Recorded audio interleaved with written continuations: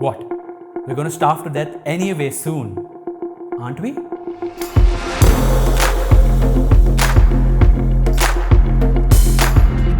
In just 48 years, the global population grew from 4 to 8 billion. The number of groups pushing for sustainable development, sterilization, and even contraception to tackle the effects of overpopulation has risen drastically. But are things really as bad as they are being projected? First, let's take a look at the origin of the overpopulation theory. The Malthus Theory.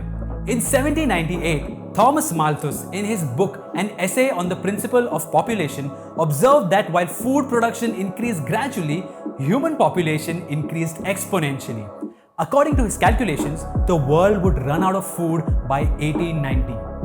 In 1968, Stanford professor Paul Ehrlich, in his book The Population Bomb, predicted that massive famines would destroy 1/5 of humanity by the end of the 70s. Well, did their predictions come true? The Industrial Revolution and advancements in science, healthcare and technology reduced infant mortality rates significantly while increasing life expectancy. We live longer and healthier lives now than any other point in history. But in spite of all the advancements, millions are starving while the world struggles to provide for them. Let's now look at the top 3 arguments that support this belief. 1. Hunger due to food shortage. Around the world, more than 780 million people live in extreme poverty. But is this due to a lack of food? Not really.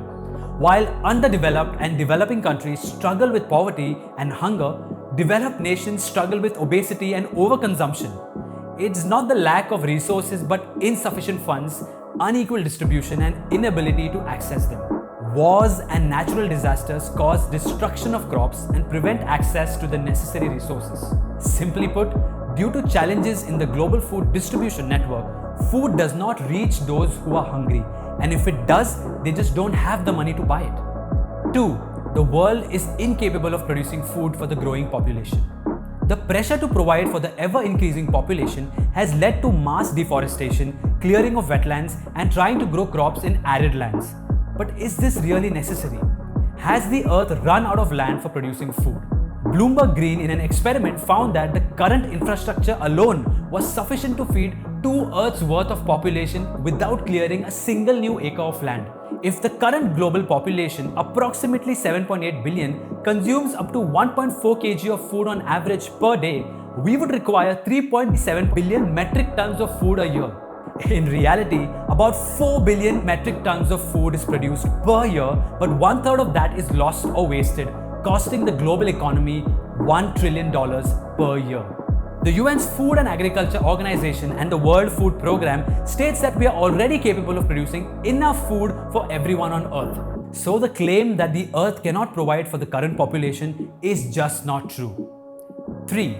Even if we can feed everyone right now, it doesn't mean we would be able to in the future if the population continues to grow.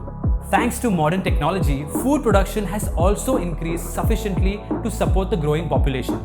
We are able to produce food on less land and even in areas which were previously thought to be barren or incapable of producing crops.